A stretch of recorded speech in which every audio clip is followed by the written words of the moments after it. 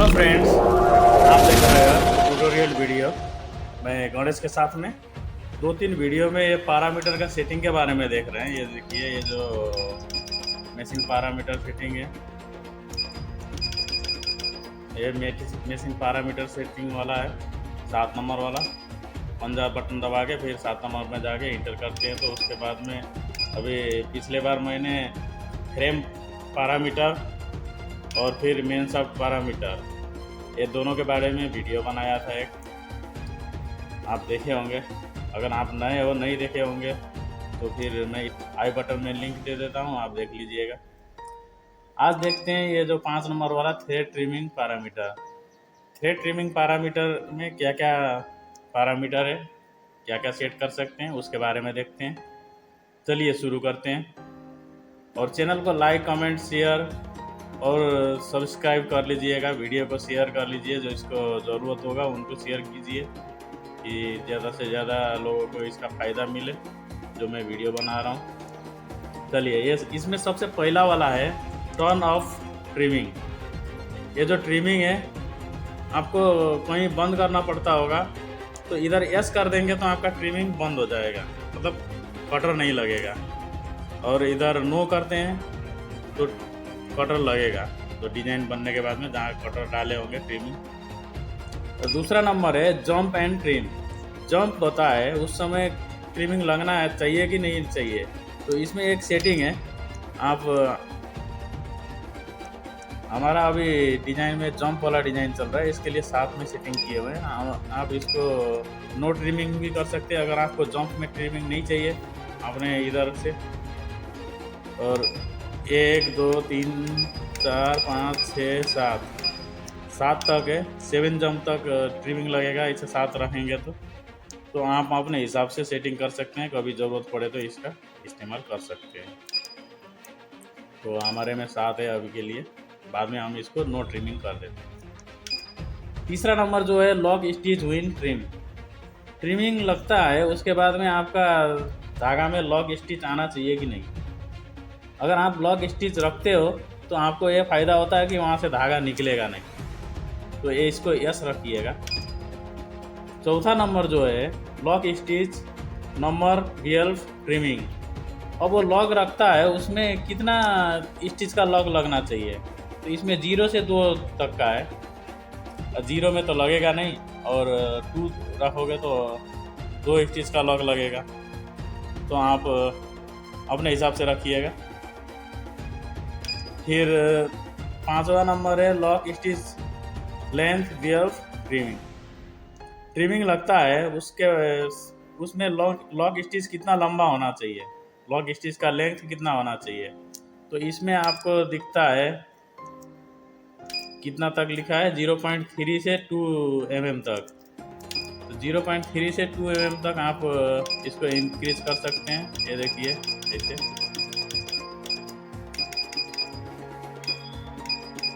1.5 6 7 8 9 2, ठीक है। तो हमने 0.7 रखे हैं।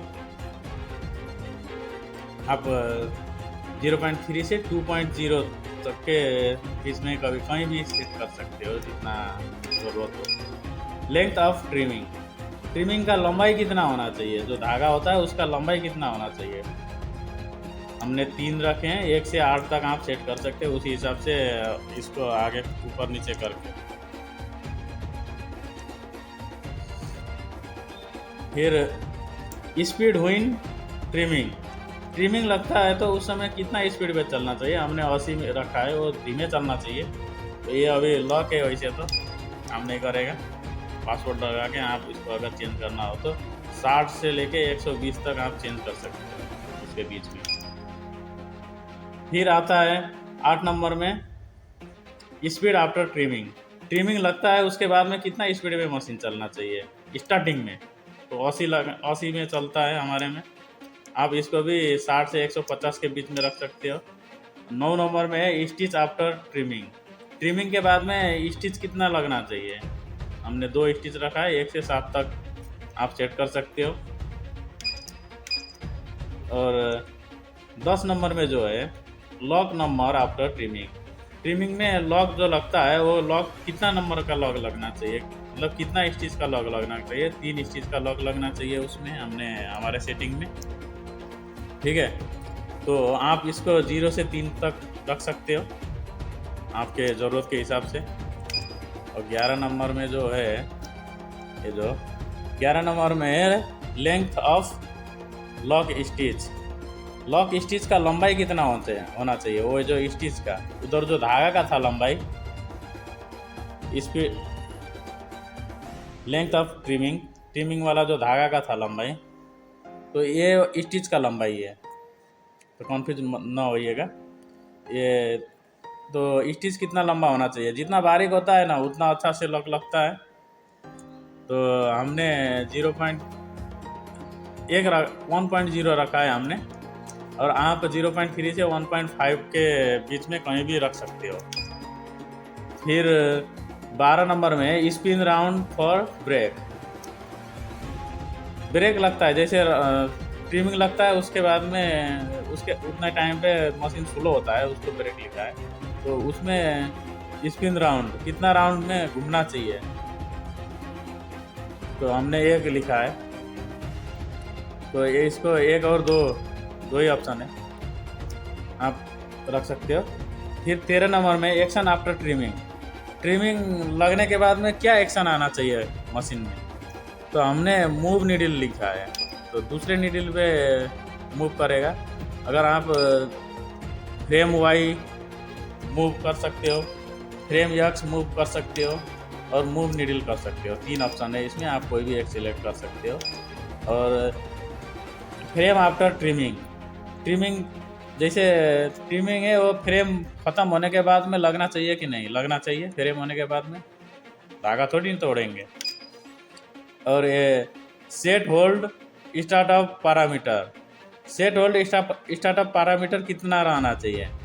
-4 से 3 है, हमने -4 रखा है, तो आप -4 से 3 के बीच में कहीं भी रख सकते हो।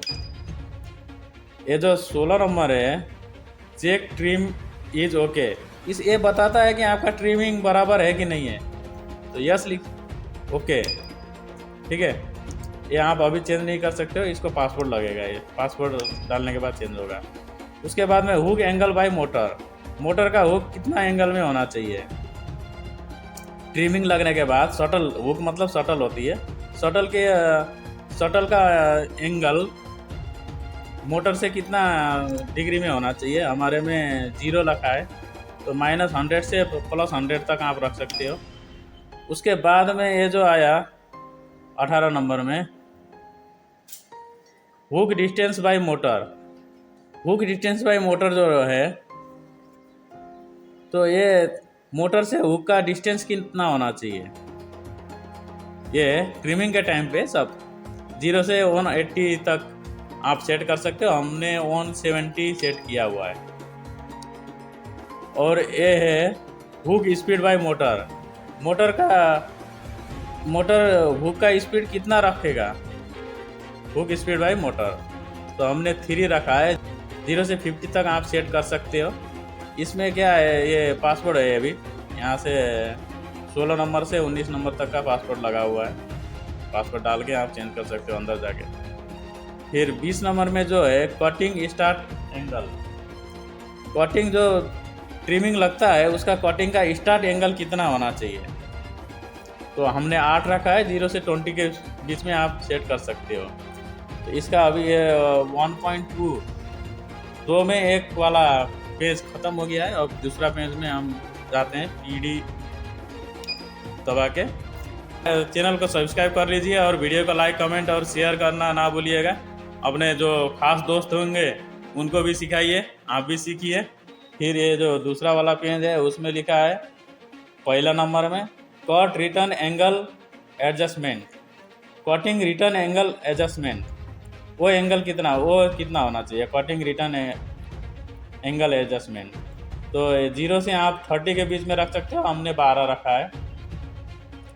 कटिंग करने के बाद में जो रिटर्न हो जाता है इसे आ जाता है, वो एंगल है। होल्ड वोल्टेज एडजस्टमेंट, उसमें वोल्टेज कितना है? होल्ड मतलब धागा जो होल्ड करके रखता है धागा चलने के बाद में, या तो वो जो ऊपर होता है ना धागा के, धागा डालने वाला होल के सामने, तो उसका वोल्टेज है ये। 1 से 10 के बीच में रख सकते हो, हमने 1 रखा है। 3 नंबर जो है इसमें, trim angle at stop. Trimming का एंगल कितना होना चाहिए स्टॉप पोजीशन में? 100 है।